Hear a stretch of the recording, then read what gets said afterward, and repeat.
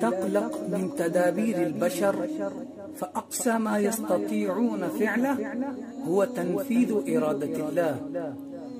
لوگوں کی چالوں سے پریشان مت ہو، وہ وہی کچھ کر سکتے ہیں جو منظور خدا ہوگا.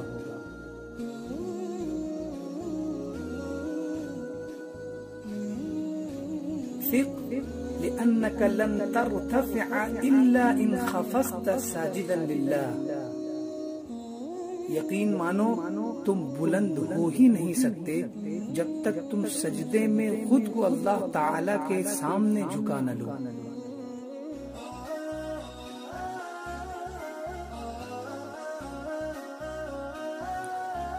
إنك لن تجد الشيطان على باب الخمارة وإنما ستجده على باب الجامع. تمہیں شیطان کبھی بھی شراب خانے کے دروازے پر نہیں ملے گا، ہاں مسجد کے دروازے پر یقیناً ملے گا.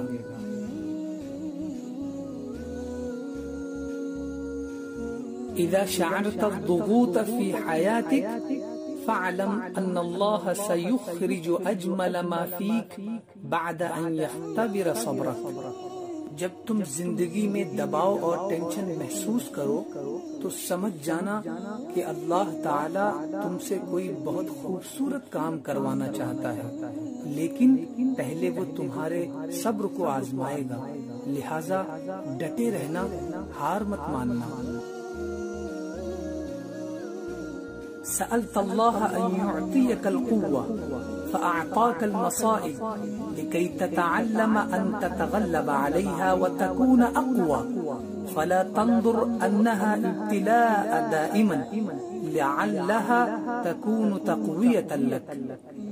تم نے اللہ تعالی سے طاقت مانگی تو اس نے تم کو مصیبتیں دی تاکہ تم مصیبتوں پر غلبہ حاصل کرنا سیکھو اور مضبوط ہو جاؤ.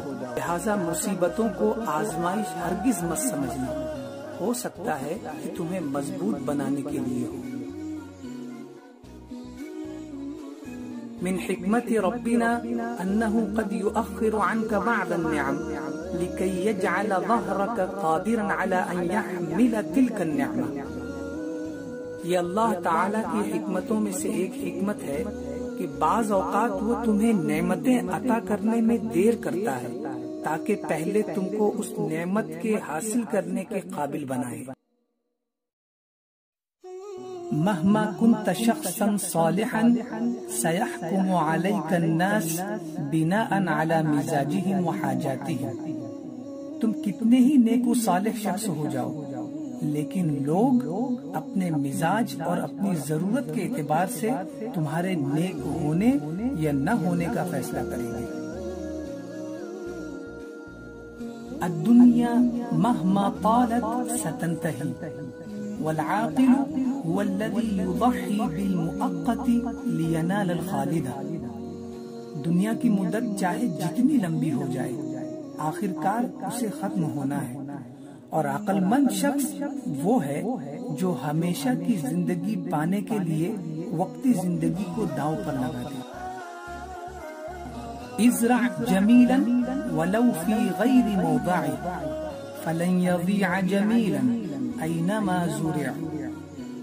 نیکی کرو اگرچہ جس کے ساتھ نیکی کر رہے ہو وہ اس کے لائق نہ ہو، کیونکہ نیکی کا بیج ضائع نہیں ہوتا چاہے کسی بھی زمین میں بویا جائے.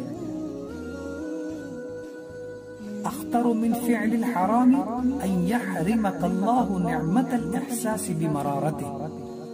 حرام کام کرنے سے زیادہ خطرناک یہ ہے کہ اللہ تعالیٰ اس کی کڑواہٹ کے احساس سے تمہیں محروم رکھے.